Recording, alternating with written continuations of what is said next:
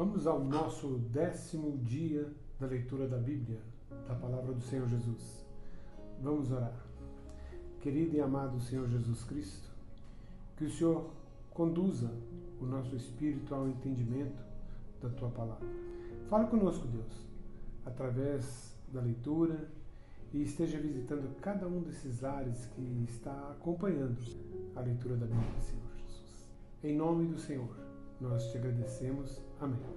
Lucas capítulo 10, versículo 1 ao 20. A palavra do Senhor nos diz: Depois disso, o Senhor escolheu outros 72 discípulos e os enviou adiante, 2 a 2, às cidades e aos lugares que eles planejavam visitar. Estas foram suas instruções. A colheita é grande, mas os trabalhadores são poucos. Orem ao Senhor da colheita.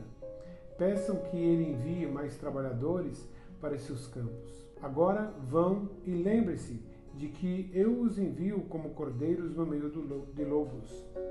Não leve dinheiro algum, nem bolsa de viagem, nem um par de sandálias extras. E não se detenham para cumprimentar ninguém pelo caminho. Quando entrarem numa casa, digam primeiro que a paz de Deus esteja nesta casa. Se os que vivem ali forem gente de paz, a bênção permanecerá. Se não forem, a bênção voltará a vocês. Permaneçam naquela casa e comam e bebam o que lhes derem, pois quem trabalha merece o seu salário. Não fiquem mudando de casa em casa. Quando entrarem numa cidade e ela os receber bem, comam o que lhes oferecem. Curem os enfermos e digam-lhes: agora o reino de Deus chegou até vocês. Mas se uma cidade se recusar a recebê-los, saiam pelas ruas e digam: limpamos os nossos pés até o pó dessa cidade, em sinal de reprovação. E saibam disto: o reino de Deus chegou. Eu lhes garanto que no dia do juízo, até Sodoma será tratada com menos rigor que aquela cidade. Que a aflição as espera, Corazim e Betsaida, porque se nas cidades de Tiro e Sidom tivessem sido realizados os milagres que realizei em vocês, há muito tempo seus habitantes teriam se arrependido e demonstrado isto, vestindo panos de saco e jogando cinzas sobre a cabeça. Eu lhes digo que, no dia do juízo, Tiro e Sidom serão tratadas com menos rigor que vocês. E você, Cafarnaum, será elevada até o céu? Não, descerá até o lugar dos mortos. Então ele disse aos discípulos: quem aceita sua mensagem também me aceita, e quem os rejeita também me rejeita, e quem me rejeita também rejeita aquele que me enviou. Quando os 72 discípulos voltaram, relataram com alegria: Senhor, até os demônios nos obedecem pela sua autoridade. Então ele lhes disse: vi Satanás caindo do céu como um relâmpago. Eu lhes dei autoridade para pisarem sobre cobras e escorpiões, e sobre todo o poder do inimigo. Nada lhes causará dano. Mas não se alegrem, porque os espíritos impuros lhes obedecem. Alegre-se, porque seus nomes estão registrados no céu. Gênesis capítulo 17. Abrão recebe o nome de Abraão. Versículo 1. Quando Abrão estava com 99 anos, o Senhor lhes apareceu e disse: Eu sou o Deus Todo-Poderoso. Seja fiel a mim e tenha uma vida íntegra. Farei uma aliança com você e lhe darei uma descendência contável. Ao ouvir essas palavras, Abrão se prostrou com o rosto no chão. E Deus lhe disse: Esta é a minha aliança com você. Farei de você o pai de numerosas nações. Além disso, mudarei seu nome. Você já não será chamado Abrão, mas sim Abraão, pois será o pai de muitas nações. Eu o tornarei extremamente fértil. Seus descendentes formarão muitas nações, e haverá reis entre eles. Confirmarei a minha aliança com você, e seus descendentes, de geração em geração. Esta é a aliança sem fim. Serei sempre o seu Deus e o Deus de seus descendentes. Darei a você e a seus descendentes toda a terra de Canaã, onde hoje você vive como estrangeiro. Será propriedade deles para sempre, e eu serei o seu Deus. O sinal da aliança. Então Deus disse a Abraão: é sua responsabilidade permanente e de seus descendentes obedecer aos termos da aliança.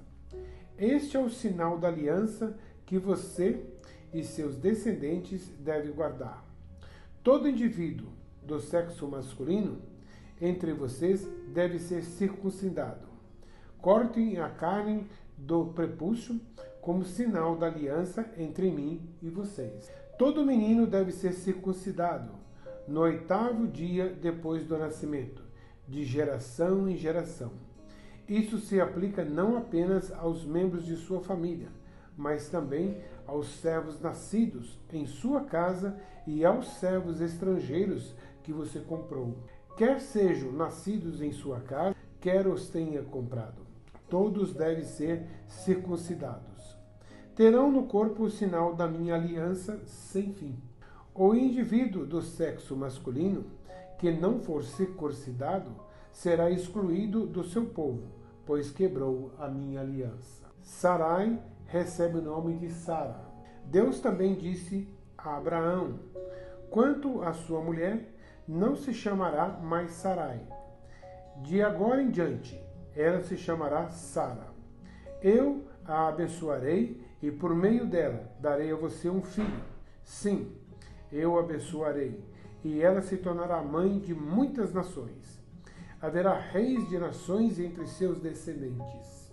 Abraão se prostrou com o rosto no chão e riu consigo.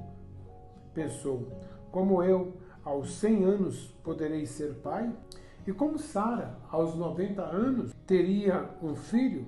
Então Abraão disse a Deus: que Ismael viva sob a sua bênção.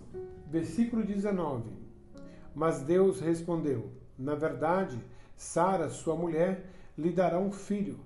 Você o chamará Isaque, e eu confirmarei com ele e com seus descendentes para sempre a minha aliança. Quanto a Ismael, também o abençoarei, como você pediu. Eu o tornarei extremamente fértil e multiplicarei seus descendentes.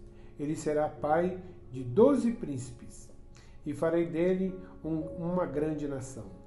Minha aliança, porém, será confirmada com Isaque, filho que Sara lhe dará por esta época, no ano que vem. Quando Deus terminou de falar, retirou-se da presença de Abraão. Naquele mesmo dia, Abraão tomou Ismael, seu filho, e todos os indivíduos do sexo masculino em sua casa, tanto os nascidos ali como os comprados, e os circuncidou, removendo o prepúcio, como Deus havia ordenado. Versículo 24. Abraão tinha 99 anos quando foi circuncidado, e Ismael, seu filho, tinha 13 anos. Ambos foram circuncidados naquele mesmo dia, junto com todos os outros homens e meninos da casa, tanto os nascidos ali como os comprados. Todos foram circuncidados com Abraão. Salmos 10. Ó Senhor, por que permaneces distante? Por que te escondes em tempos de aflição? O perverso, em sua arrogância, persegue o pobre, que seja pego em suas próprias tramas, pois conta a vantagem de seus desejos maus, elogia os gananciosos e amaldiçoa o Senhor. O perverso é orgulhoso demais para buscá-lo. Seus planos não levam em conta que Deus existe. No entanto, é bem-sucedido em tudo o que faz. Não vê que teu castigo o aguarda e despreza todos os seus inimigos. Pensa: nenhum mal nos atingirá. Nunca teremos problemas. Sua boca é cheia de maldições, mentiras e ameaças. Em sua língua há violência e maldade. Fica de tocaia nos povoados à espera para matar inocentes. Está sempre à procura de vítimas indefesas. Como o leão, à espreita em seu esconderijo, aguarda para atacar os desamparados. Como o caçador, ele os apanha e os arrasta dali. As vítimas indefesas são esmagadas, caem sob a força do perverso. O perverso diz consigo: Deus não se importa. Fechou os olhos e não vê o que faço. Levanta-te, Senhor. Castiga o perverso, ó Deus. Não te esqueça dos indefesos, porque o perverso continua a desprezar a Deus. Ele pensa: Deus jamais me pedirá contas. Tu, porém, vês o sofrimento e a angústia que ele causa. Observa-o e castiga o indefeso e confia em ti. Tu amparas o órfão, quebra os braços dessa gente má e perversa, pede contas de sua maldade até nada mais restar. O Senhor é rei para todo sempre. As nações desaparecerão de sua terra. Tu, Senhor, conheces o desejo dos humildes. Ouvirás seu clamor e os confortarás. Farás justiça ao órfão e aos oprimidos, para que nenhum simples mortal volte a lhes causar terror. Obrigado por estar nos acompanhando na leitura da palavra. Que o Senhor continue te guardando e te protegendo. Deus te abençoe.